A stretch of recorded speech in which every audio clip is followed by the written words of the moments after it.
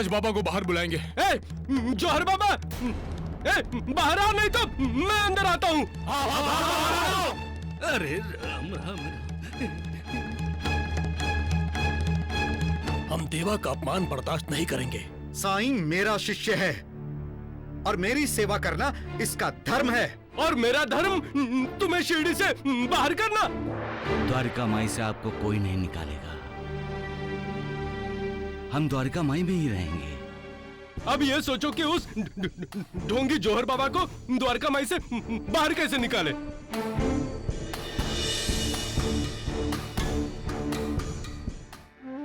मालिक,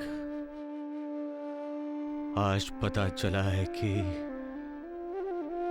इंसान का जीवन एक कुरुक्षेत्र है, क्योंकि इंसान की जिंदगी में ऐसे कई पल आते हैं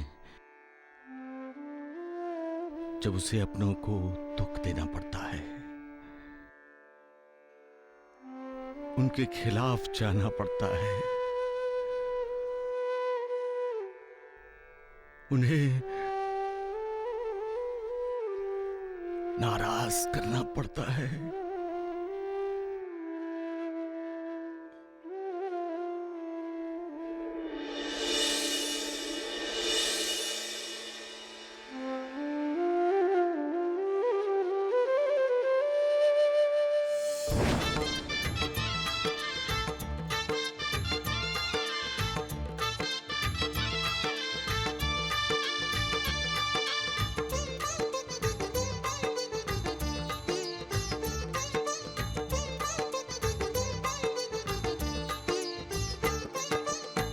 ज्योत जलाओ मिलकर गाओ, ज्योत जलाओ मिलकर गाओ, साईं की महिमा,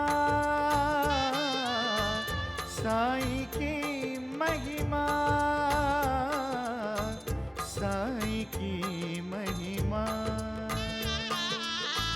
ज्योत जलाओ मिलकर गाओ, ज्योत जलाओ मिलकर गाओ, साईं की महिमा, साईं की महिमा, साईं की महिमा। ज्योत जलाओ मिलकर गाओ।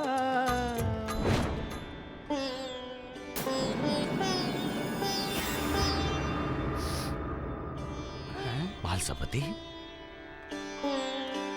तुम?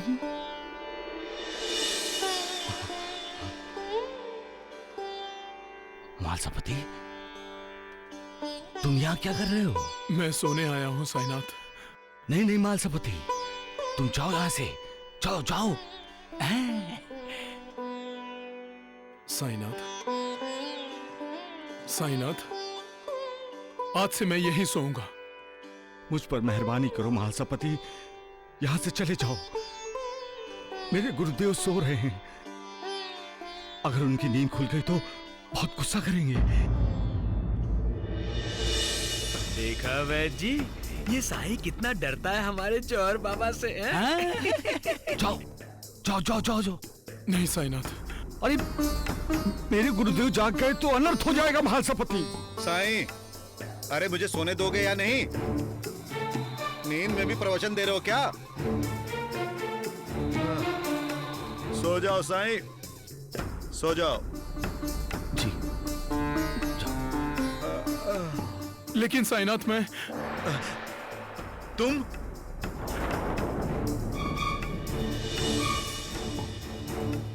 अब रात को क्या कर रहे हो महालसापति? हाँ, अब क्या तकलीफ हो गई तुम्हें?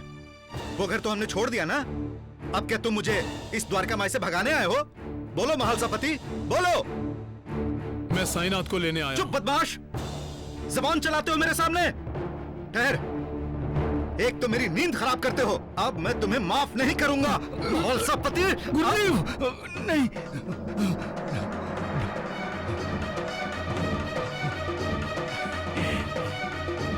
आज मैं तुम्हारी असलियत जान गया हूं जौहर बाबा। ये द्वारका माई सिर्फ ईंट, गारे या पत्थर और सीमेंट की इमारत नहीं है। ये तो मालिक का परम धाम है। यहाँ जो भी कदम रखता है वो अपने विकारों को तिलांजलि देकर उस निर्विकार की शरण में जाता है। वो सिर्फ मालिक का जाप करता है, मालिक का गुणगान करता है।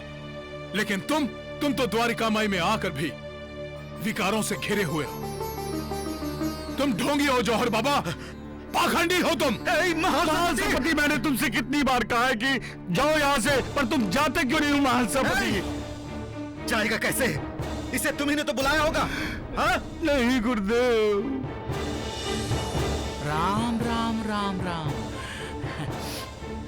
वैद्य जी, जौहर बाबा का भांडा फूट गया। अरे चुप कर नालायक, नहीं तो मैं तुम्हारा सिर नुमाल भांडा फोड़ दूंगा।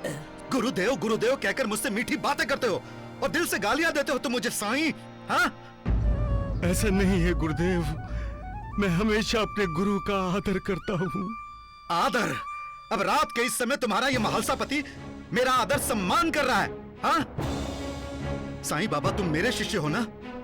तुम्हारे सामने ये महालसापति तुम्हारे गुरु का अपमान कर रहा है और तुम मूक दर्शक बने देख रहे हो।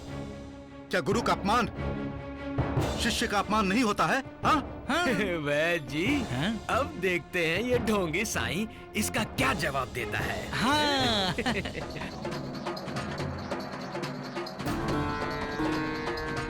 तुम अभी तक यहीं खड़े हो महालसापति? क्या तुम इस बात का इंतजार कर रहे हो कि तुम्हें यहाँ से धक्के मारकर निकाल दिया जाए यहाँ से? साईनाथ, कितनी बार मैंने तुमसे कहा है कि मेरे गुरुदेव को परेशान मत करो, लेकिन तुम सुनते ही नहीं। जाओ महालसापति, जाओ यहाँ से। इसके बाद मेरे गुरु का अपमान हुआ तो मैं बर्दाश्त नहीं कर पाऊंगा। जाओ महालसापति। तुम अभी तक यहीं खड़े हो, गए नहीं यहाँ से? जाओ महालसापति, जाओ जाओ। जैसी आपकी आज्ञा साईनाथ।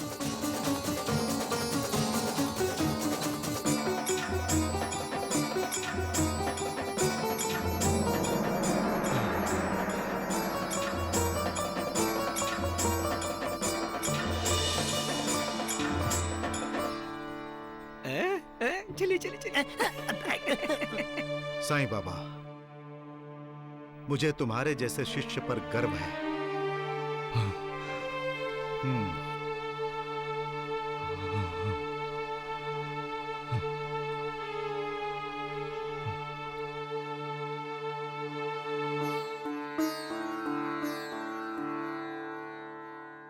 सबका मालिक।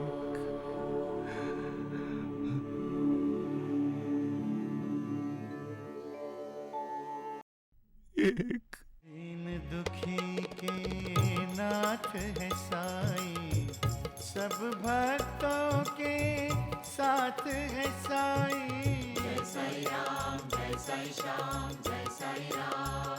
ओ, दीन दुखी के नाथ है साईं, सब भक्तों के साथ है साईं। अमृत की बरसात है साईं, अमृत की बरसात है साईं। सब पे करें उपकार। आओ रे आओ भैया,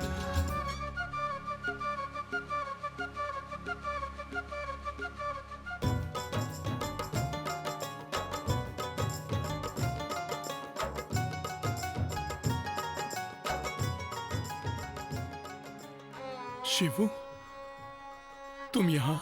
मैं द्वारका माई जा रही थी। द्वारका माई? हाँ, क्या हुआ? सब खत्म हो गया शिव, सब खत्म हो गया। जो द्वारका माई हर किसी को अपनी गोद में बिठाती है, आज उसी द्वारका माई ने हमें ठुकरा दिया शिव। मैं द्वारिका माई गया था। अब तुम ही बताओ शिव, द्वारिका माई तो सबकी माँ है ना? हाँ। बाबा मुझसे नाराज हैं। क्रोध किया उन्होंने मुझ पर। और साईनाथ? साईनाथ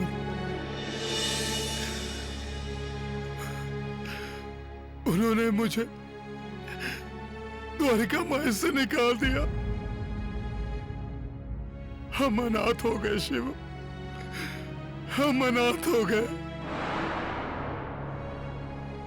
आप शांत हो जाइए, शांत हो जाइए आप। अब शांति कहाँ? अब तो अशांति ही अशांति है। साईनाथ ही हमेशा कहते थे, दुनिया चाहे सारे दरवाजे बंद कर ले,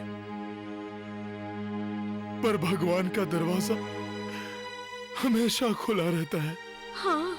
पर शिव, आज भगवान ने भी अपना दरवाजा बंद कर लिया।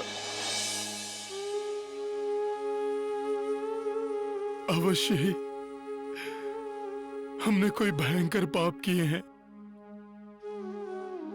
जिसकी सजा भगवान ने हमें दी है। चलिए। हैं? देख रहे हैं वैद्य जी, क्या हाल हो गया मालसापति का? खुशी हो रही होगी ना तुम्हें, अपने भक्त का दिल तोड़कर। क्या मिलता है तुम्हें अपने भक्त की इस तरह से परीक्षा लेकर? क्या अपने भक्त के आंसू देखकर तुम्हारा दिल नहीं पसीजता? क्या उसे मजबूर देखकर तुम मजबूर नहीं होते? तुम तो भक्त की खुशी में ही अपनी खुशी ढूंढते हो। वो मुस्कुराता है तो तुम्हारे होंठ पर मुस्कुराहट आती है, लेकिन जब उसे दर्द होता है, वेदना होती है, तब क्या तुम्हें उसका अनुभव होता है मालिक? एक बात मत भूलो मालिक, जब तुम अपने भक्तों की परीक्षा लेते हो तब तुम्हारी भी परीक्षा होती है, और उस परीक्षा में भक्त को ही नहीं तुम्हें भी खरा उतरना होता है।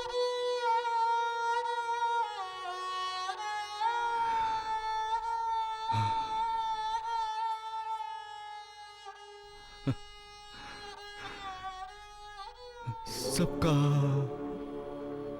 मालिक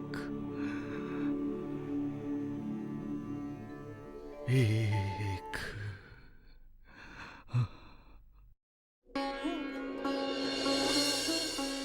साईं बाबा, मैं मायके जा रही हूँ। मेरे ससुराल वालों पर अपनी कृपा बनाए रखना।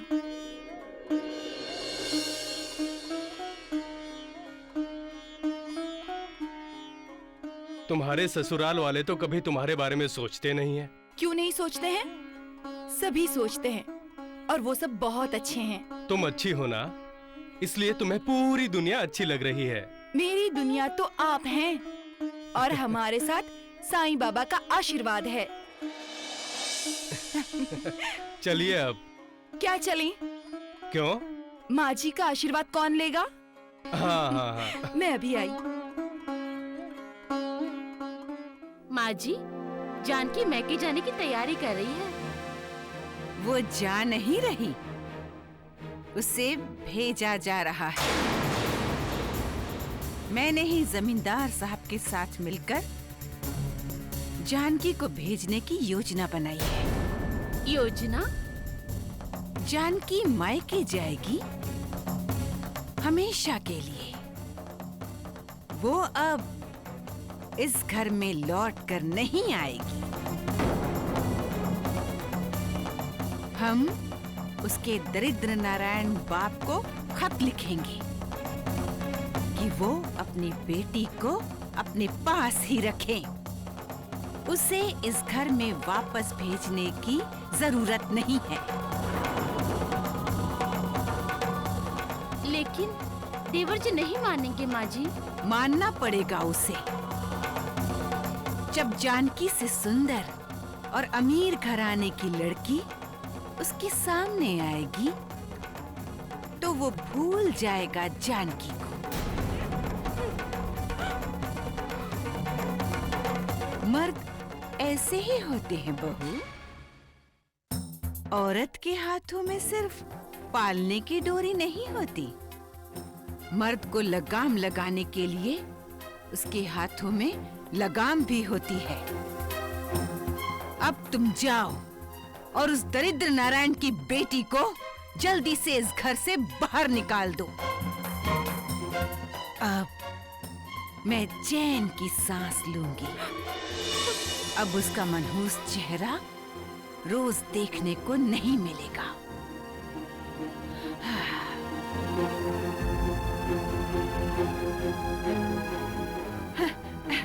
बहू, तुम अब तक यहीं हो? अरे, मुझे जब मायके जाने की इजाजत मेरे ससुराल से मिली थी ना, तो मैंने एक पल भी नहीं गंवाया था। हाँ, अगर तुम्हें ससुराल की अमीरी छोड़कर अपने गरीब माँ बाप के पास नहीं जाना हो तो। माँ जी, मैं आपका आशीर्वाद लेने आई हूँ।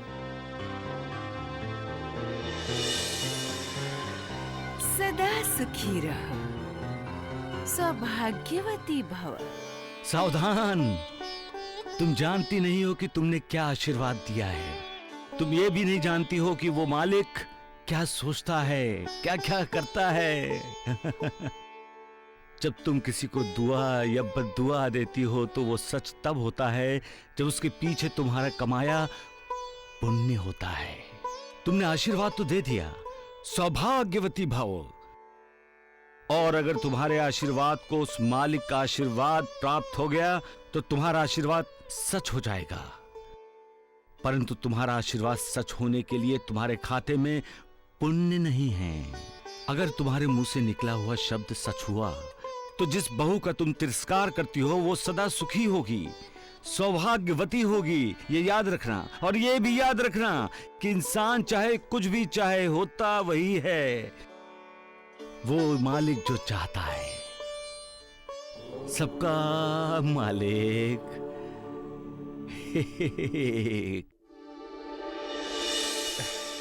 मिल गया आशीर्वाद। चलो अब निकलते हैं। कैसे बताऊं कि मुझे नहीं जाना है। गई तो इस घर में वापस मुझे जगह नहीं मिलेगी। मेरे लिए इस घर का दरवाजा हमेशा हमेशा के लिए बंद हो जाएगा। जानकी, अब ये गंगा जमुना बहाना बंद करो, नहीं तो मैं बह जाऊंगा इसमें। पगली हो तुम। हम बस 8-10 दिन के लिए तो जा रहे हैं। इन्हें पता ही नहीं कि घर में क्या साजिश चल रही है। ये समझते हैं मैं अपनी खुशी से जा रही हूँ। इन्हें मालूम ही नहीं कि मुझे इनसे दूर करने के लिए मायके भेजा जा रहा है। ऐसे क्या देखी जा रही हो तुम मुझे? जानकी, आंखों में उतार रही हूँ आपको, ताकि आप हमेशा मेरे दिल में बसे रहें।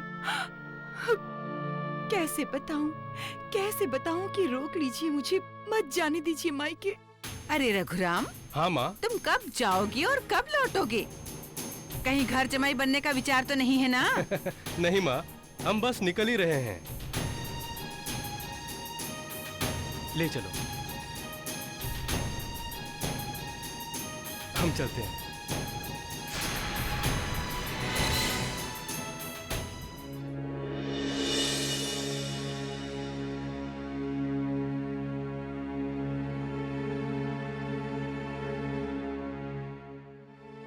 भाभी, खुश रहो।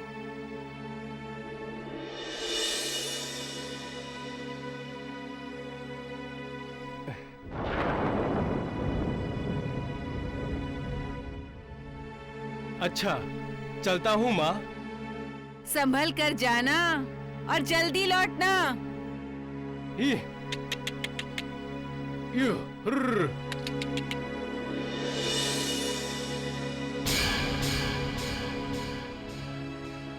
खुश मत हो खुश, और ना ही इसे अपनी जीत समझ। तुम जानते नहीं हो, इंसान जिसे तुमने अपने घर से निकाला है वो तुम्हारा अपना भाग्य था। तुमने खुद अपने भाग्य को ठोकर मारी है और तुम हंस रहे हो। अपनी गलती का एहसास तुम्हें तब होगा जब तुम्हारा फेंका हुआ हर पासा उल्टा पड़ेगा और छोटी छोटी बातों पर तुम्हें अपमानित होना पड़ेगा। कोई खुशी नहीं मिलेगी तुम्हें, हर सुख तुम्हारे साथ छोड़ देगा और दुख कुटिलता से मुस्कुराकर तुम्हें हर पल परेशान करेगा। तब तुम्हें अपनी इस जीत का पछतावा होगा और तुम अपने भाग्य को तलाश करोगे, ढूंढोगे उसे। तो फिर जो कल करना है वो आज क्यों नहीं? जिसे कल पूरे आदर सम्मान के साथ घर में लेना ही है, उसे आज आदर के साथ घर में क्यों नहीं लाते हो? अब भी वक्त है। तुम्हारा भाग्य गांव के किसी मोड़ पर ही होगा। आवाज दो उसे, रोको और वापस बुलाओ। दिल बड़ा है तुम्हारा तो माफी मांगो। उससे भी नहीं मांगोगे तो भी भाग्य तुम्हें माफ कर देगा, लेकिन जल्दी नहीं की तो वक्त तुम्हें कभी माफ नहीं करेगा और तुम दुखों की चक्की में पिसने शुरू हो जाओगे।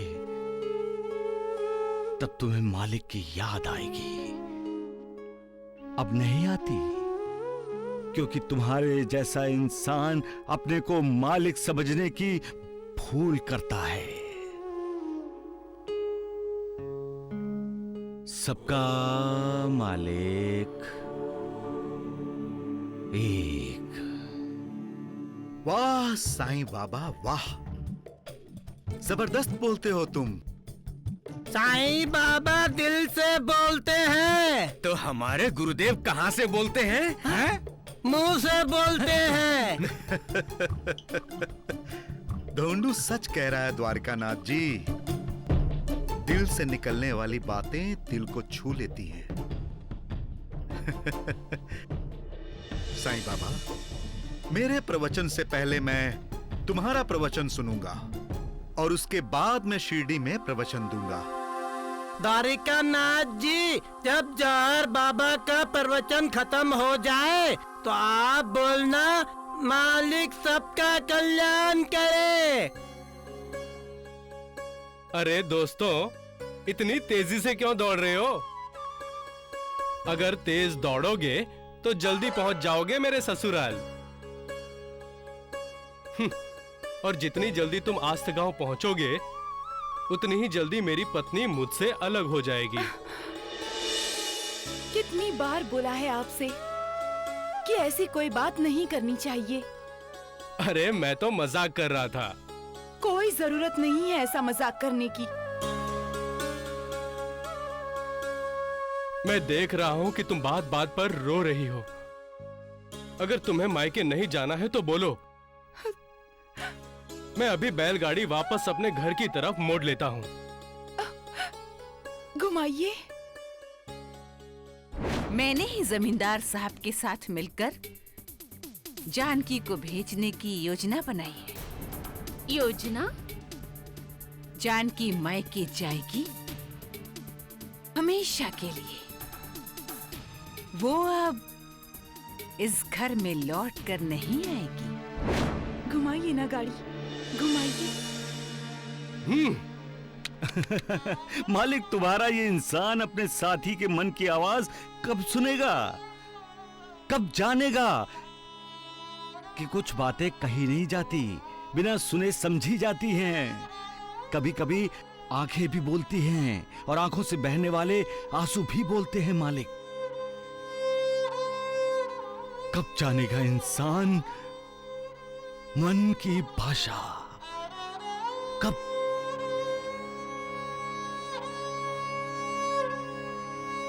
जब इंसान मन की भाषा समझ जाएगा, उस समय इंसान ना तो कभी दुखी होगा और ना कभी परेशान। मालिक, ओए माई, भिक्षाम देहि। मालिक, इंसान पशु पक्षियों की दुख दर्द समझता है, पेड़ पौधों की हिफाजत करता है, तो फिर अपने साथी को क्यों नहीं समझ सकता मालिक? क्यों नहीं? अरे सकू भाई, डाल दो। खुश रहो। मेरे गुरु का प्रवचन सुनने जरूर आना।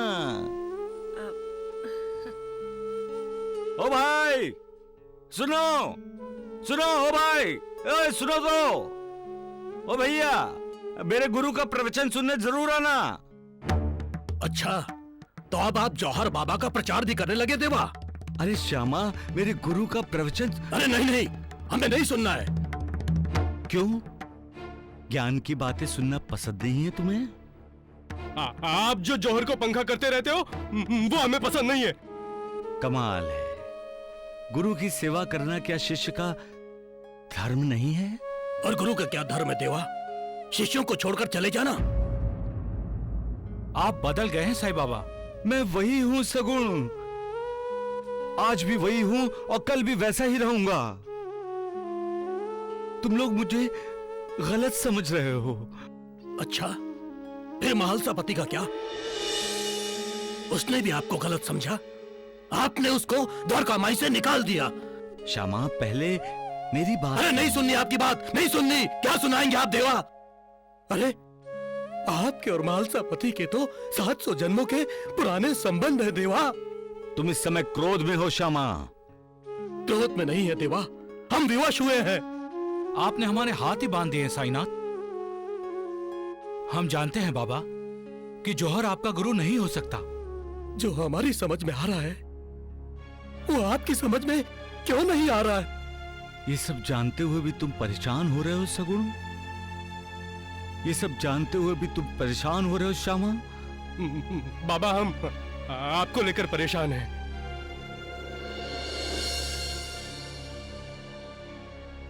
दीजिए, ये झोली मुझे दीजिए। मैं उसके लिए भिक्षा मांगूंगा। आप उसके लिए भिक्षा नहीं मांगेंगे देवा? श्यामा, शिष्य को अपने साथ साथ अपने गुरु का भी पेट भरना है। मेरा काम मैं खुद करूंगा। अरे ओ शांताराम, मेरे गुरु का प्रवचन सुनने जरूर आना। सुन रहे हो? हाँ, मेरे गुरु का प्रवचन सुनने जरूर आना। देवा,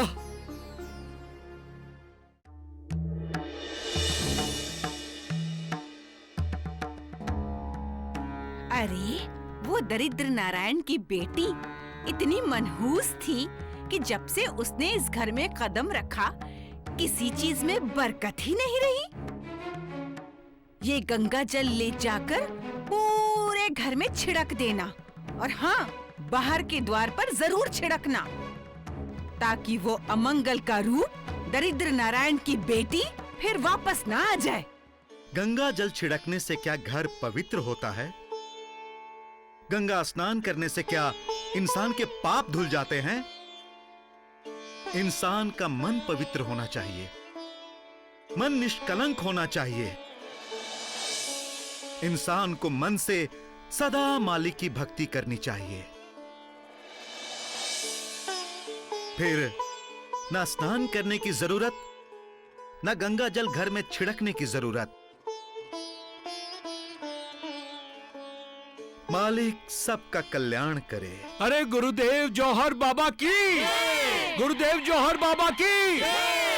कुछ भी कहिए वैद्य जी, गुरुदेव जौहर बाबा प्रवचन अच्छा देते हैं। सत्य वचन शिवाजी, सत्य वचन। क्या सत्य वचन? सत्य वचन वैद्य जी।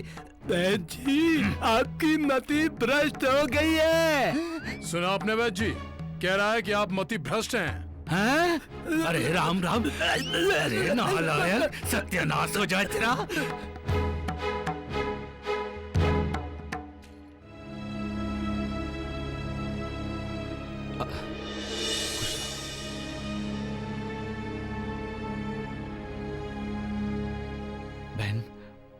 महालसापति कहीं दिखाई नहीं दे रहा है। पता नहीं बाबा। जरा सुनना बहन जी। महालसापति क्यों नहीं आया? मुझे भी अभी पता चला बाबा। अरे श्यामा, महालसापति कहाँ है? क्यों फिर से अपमानित करना है उसे? द्वारका माई से निकालकर पेट नहीं भरा आपका, जो उसे शिरडी से भी निकालना चाहते हैं? मालिक, इस बच्चे को कब बड़ा करोगे? अरे नहीं होना है बड़ा, मुझे बच्चा ही रहना है मुझे। सगुन, महालसापति क्यों नहीं आया? मत बताना सगुन, मत बताना। पहले मारते हैं फिर मलहम लगाते हैं। महालसापति बहुत बीमार है बाबा। बीमार है? हाँ, बुखार चढ़ा है। मुझे किसी ने कुछ बताया क्यों नहीं? हाँ, इससे पहले कभी बताया आपको देवा? आप सब जानते हैं, सब जानबूझकर अनजान बनने का नाटक कर रहे हैं। अरे आपको उस जौहर की सेवा करने से फुर्सत मिलेगी तभी तो आपका ध्यान महालसापति की तरफ जाएगा ना। धन और ध्यान में बहुत अंतर होता है श्यामा। धन के पीछे दौड़ने वाला कभी मालिक का ध्यान नहीं करता और मालिक का ध्यान करने वाला कभी धन के पीछे नहीं भागता। जो धन का ध्यान करता है वो धन होते हुए भी निर्धन है, लेकिन जो मालिक का ध्यान करता है वो धन ना होते हुए भी धनवान है, क्योंकि उसके पास मालिक की कृपा का अविनाशी धन है। धन कितना भी जमा कर लो, धन की तृष्णा बढ़ती ही जाती है, लेकिन ध्यान हो तो धन का कोई आकर्षण नहीं, कोई तृष्णा नहीं। सबसे अहम बात है मन का समाधान। जिसके पास धन है वो कदाचित समाधानी नहीं होगा, लेकिन ध्यान लगाने वाले के पास समाधान होता है, जो किसी भी धन से अनमोल होता है श्यामा, अनमोल। सबका मालिक एक। बाबा, यदि आप इसी समय महालसापति जी के घर जाएंगे तो शायद आपके दर्शन से महालसापति जी का बुखार उतर जाएगा। जाऊंगा सक्कुबाई, मैं महालसापति के पास जरूर जाऊंगा। ए साईं, चलो आओ। आया गुरुदेव, आया। चलता हूं, सदा सदा खुश रहो। चलिए गुरुदेव। पता नहीं इस जौहर ने बाबा पर क्या जादू किया है। साईनाथ,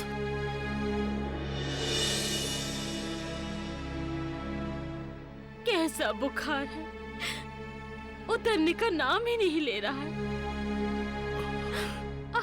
साईनाथ, कहाँ जा रहे हैं? साईनाथ, कहाँ जा रहे हैं? इतना तो सोचे कि बीमार हैं आप। साईनाथ के पास जाना है। इस हालत में? मैं ठीक हूँ शिवू। जानती हूँ, आप आराम कीजिए, लेट जाइए। लेकिन साईनाथ आ रहे हैं। साईनाथ आ रहे हैं? हाँ, साईनाथ आ रहे हैं। इसका मतलब है वो मुझसे नाराज नहीं है। अपना कार्य करवाने के लिए मालिक अपने दूतों के रूप में संतों को, महंतों को, साधुओं को, योगियों को भेजता है, जो कभी किसी भी बात पर किसी से भी नाराज नहीं होते। वो तो हर किसी का उद्धार करने के लिए दुनिया में भेजे जाते हैं। वो जो कुछ भी करते हैं उसके पीछे एक हेतु होता है, और वो अपने उद्देश्य की पूर्ति के लिए सब करते हैं। और उनका उद्देश्य होता है भक्ति मार्ग का प्रसार करना, समाज को धैर्य देना, मालिक को चुनौती देने वालों से समाज को सावधान करना, सत्य की शिक्षा देना और दीक्षा देना। किसी भी हालत और हालात में ऐसे संत महंत कभी भी विचलित नहीं होते, क्योंकि संयम उनका चरित्र है। सुख दुख उनके सामने हैं, खुशी और नाराजगी उनके लिए कोई मायने नहीं रखती। सबका मालिक एक। गोविंद की माँ, गोविंद की माँ। आई शिवूबाई। जरा आओ, जरा इन पर ध्यान दो। मैं साईं बाबा से मिलकर आती हूँ। ठीक है। हाँ।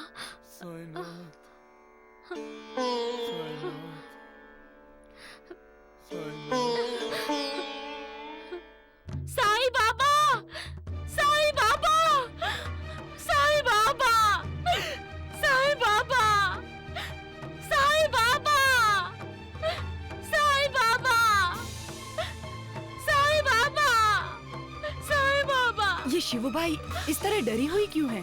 हाँ, महालसापति ठीक तो है ना?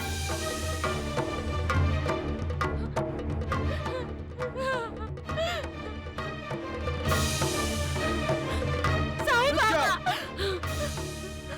मुझे साईं बाबा से मिलना है। बहन, साईं बाबा अपने गुरु की सेवा कर रहे हैं और इस समय आप अंदर नहीं जा सकती हो। भाई, मेरा साईं बाबा से मिलना बहुत जरूरी है।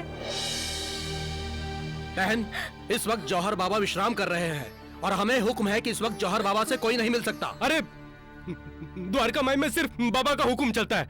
और साईं बाबा हमारे हैं, शिरडी हमारी है। हमें अंदर आने से कोई नहीं रोक सकता। हाँ, हम अंदर आएंगे। कोई अंदर नहीं जाएगा। देखता हूँ मैं, बाबा से मिलने से कौन रोकता है। मैंने कहा ना, कोई अंदर नहीं जाएगा। चलो पीछे हटो। मैं कहता हूँ हट जाओ। पीछे हटो। अरे शिवूबाई, शिवूबाई, शिवूबाई, चलो चलो। ये क्या हो रहा है? चलो चलो चलो शिवूबाई। आइए आइए द्वारकानाथ जी, आइए बैठिए। प्रणाम गुरुदेव। ये बाहर शोर कैसा था द्वारकानाथ जी? अरे कुछ नहीं गुरुदेव, शिरडी के कुछ लोग द्वारका माई में आने के लिए झगड़ा कर रहे थे। कुछ लोग नहीं द्वारिकानाथ जी, महालसापति की पत्नी शिवूबाई। वही तो कहा ना द्वारिकानाथ जी ने, हैं? और उसे अंदर आने नहीं दिया गया। साईं, तुम तो मेरे पास हो, तुम ये सब कैसे जानते हो? अरे साईं बाबा अंतर्यामी है।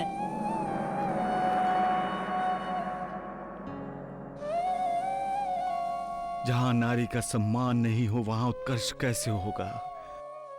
जो नारी सृष्टि का निर्माण करती है, उस नारी को उसी की निर्मित की हुई सृष्टि में प्रतिबंध कैसे लगाया जा सकता है? प्रवचन मत दो साईं। मालिक के दरवाजे सबके लिए खुले होते हैं, फिर शिवूबाई के लिए दरवाजा बंद क्यों किए गए? सुना आपने गुरुदेव, कितना चालाक है ये साईं, हैं? अपने आप को मालिक बता रहा है। वैद्य जी, महालसापति को तेज बुखार है, क्या आप महालसापति के पास जाकर उन्हें दवा देंगे? अरे राम राम राम, साईं तुम मुझे गुरुदेव के साथ 2 पल बैठने भी नहीं दोगे, हैं? महालसापति के पास 2 पल का भी समय नहीं बचा है। अरे उसके लिए तो हमारे वैद्यराज धोंडू बाबा है ना। वैद्यराज धोंडू बाबा, मैं तो भूल ही गया था। आपने ही तो कृष्णा माई और उसके बेटे मंगेश को ठीक किया था। जाइए वैद्यराज धोंडू बाबा, जाकर जल्दी से महालसापति को दवा दे दीजिए। बाबा, उठो उठो वैद्यराज धोंडू बाबा।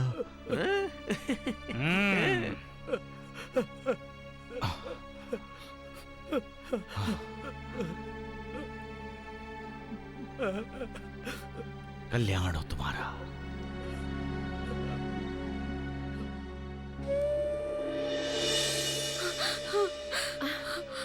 अच्छा हुआ आप आ गए शिवूबाई। महालसापति जी ना कुछ बोलते हैं ना हिलते डुलते हैं। मुझे तो डर लगने लगा है। साईं बाबा आ रहे हैं। वैद्य जी को तो साथ लाना चाहिए था ना शिवूबाई। मालसापति जी का पूरा शरीर ठंडा पड़ गया है। शिवूबाई शांत हो जाओ। साईं बाबा, साईं बाबा, चिंता मत करो। जय साईं बाबा। साईं मेरा साईं तेरा साईं सबका प्यारा, भव सागर से सबको साईं तारण हारा। साईं बाबा, साईं बाबा, साईं बाबा, जय साईं बाबा। जय साईनाथ।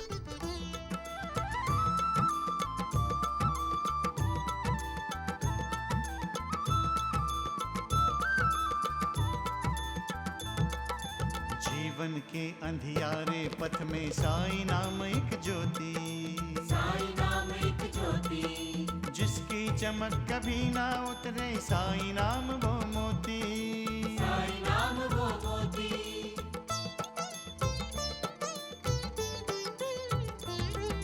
जीवन के अंधियारे पथ में साईं नाम एक ज्योति, साईं नाम एक ज्योति, जिसकी चमक कभी ना उतरे साईं नाम वो मोती, साईं नाम वो मोती। द्वारिकानाथ जी, ये दुनिया अच्छाई पर ही चलती है,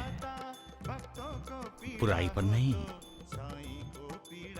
लाख चाहने पर भी बुराई अच्छाई को जीत नहीं पाती। उसी तरह झूठ कभी सत्य पर विजय नहीं पा सकता। राम राम राम, ये ढोंडू अभी तक नहीं आया है? वैद्यराज ढोंडू बाबा ने महालसापति के प्राण बचा लिए हैं वैद्य जी। सबका मालिक एक, सबका मालिक एक।